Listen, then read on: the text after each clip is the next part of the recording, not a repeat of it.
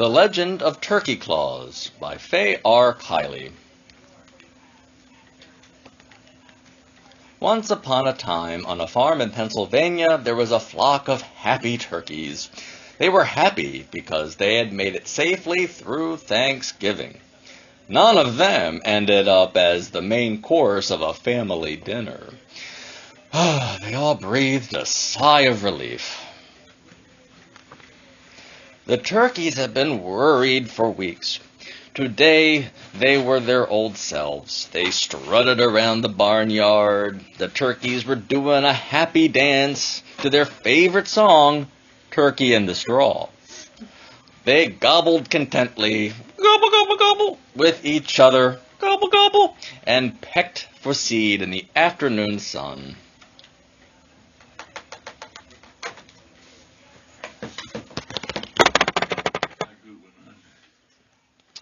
The farm belonged to Mr. and Mrs. Farmer. Mr. Farmer washed up and sat down at the kitchen table. It was lunchtime. Mrs. Farmer prepared a nice meal. They both enjoyed eating together at noon. Their son, Little Farmer, was at school, so they had a chance to be alone and talk about some upcoming plans. Mr. Farmer told his wife that Frank, down the way, had his eye on the farmer's prize-sized pig. That pig had been set aside as Christmas dinner, but Frank offered him 3 times the fair price for it. Mrs. Farmer's eyes lit up as her husband spoke. She was thinking about all the Christmas joy that she would be able to spread around if they were to take these extra bucks. She told Mr. Farmer that she would not mind it a bit, eating turkey again at Christmas. She asked him if he would mind. He told her that he loved his ham dinners. He also considered the idea of splitting the money between them. He called it a Christmas fun club. Mr. Farmer thought it would be nice to have some surprises for the people they loved this Christmas, too. Tom Turkey had been peacefully pecking around the yard. He was right next to the kitchen window and overheard the conversation. He hung around to hear the final words. Mrs. Farmer liked the idea. She liked it a lot. Mr. Farmer took a little longer to make up his mind, but after a little sigh, he told her that he was game and that they would sell the Christmas pig to Frank. She had to call Mr. Frank right away before Mr. Farmer changed his mind. Tom Turkey gasped and did a high-speed turkey run to tell the other gobblers. He told his friends the sad news. Tom ran so fast that he was unable to stop where he had planned. He nearly knocked over 2 of his buddies. He had the attention of all the turkeys now. They wanted to know what was going on. Tom had to catch his breath first. He was almost clucking like a hen. He finally blurted out the news. They're selling pork chop. They're selling the pig. They're going to eat one of us for Christmas dinner. They got 3 times the normal price for them, so they're taking the money, and we're on the menu again. The turkeys were sad. Tom sat down and was trying to think of a way to save them all. One turkey kept flapping his wings and saying, "Oh, woe is me! Oh, woe is me!" Another turkey was gobbling his complaint so loud that they started making pathetic, distressed, high-pitched gobble, gobble, gobble, gobble, gobble, gobble, gobble, gobble. Tom had a aha moment. He stood up and demanded silence.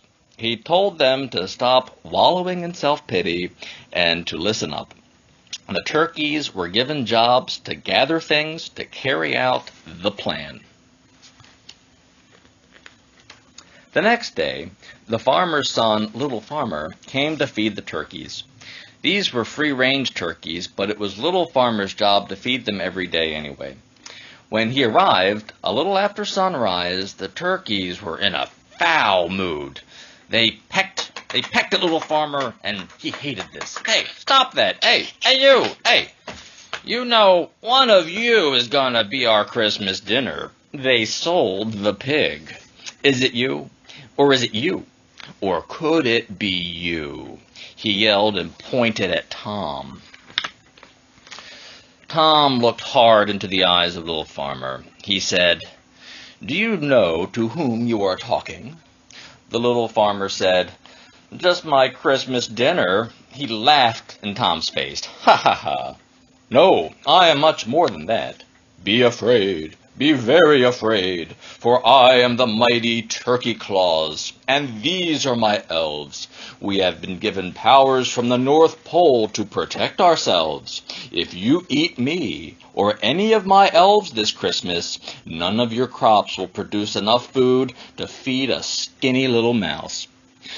Little farmer just laughed and laughed. Ha ha ha. On his way out, he said, "I'll see you in the oven. I have to go to school now." So the turkeys got very busy. They had collected enough scraps of material they had picked up in the trash cans and pecked through the rubbish piles all over the countryside. They were ready to put their outfits together.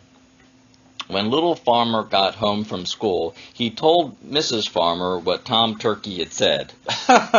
They both laughed. Later that night, Mrs. Farmer dreamed of parched corn, empty plates, and starving mice. She went out to see the flock of turkeys. By this time, they were all dressed up for Christmas. She reveled about their cuteness. Maybe it would be unlucky to eat one of these turkeys. She did not want to bring any bad luck to the farm if she could help it. Mr. Farmer had been gone all day. When he came up through the driveway, he saw the flock of turkeys all dressed up in their Christmas wear. He thought that his son had done this. He was smiling as he entered the kitchen. Mrs. Farmer told him about her dream, and that it was perhaps a bad idea to eat these turkeys. Mr. Farmer said, "That's just a bunch of hogwash. We are having turkey for Christmas dinner. No more of this nonsense." But later that night, Mr. Farmer had the same dream as his wife, the dream of scorched corn and empty plates and very hungry mice. They all went out the next morning to observe the turkeys. When the family got outside, there was Tom. He strutted past them and restated his threat. "I am the mighty Turkey Claus. These are my elves. If you eat me or any of my elves, none of your crops will produce enough food to feed a tiny mouse." Mr. Farmer just shook his head. Mrs. Farmer said, "Want to pardon these turkeys, Mr. Farmer, and give them permanent sanctuary?" "Hey, I thought that I was a businessman." "Well, you are, but you are also a sweetheart." Mr. Farmer considered it for several minutes. He did not want any bad luck blamed on his choice. He still did not believe in such superstitions. Okay, but under one condition, these turkeys will have to dress up like this every year. The turkeys were delighted. The crops produced better than ever, and the farmers tasted tofurkey for the very first time. It was a Merry Christmas for all. Merry Christmas! The end.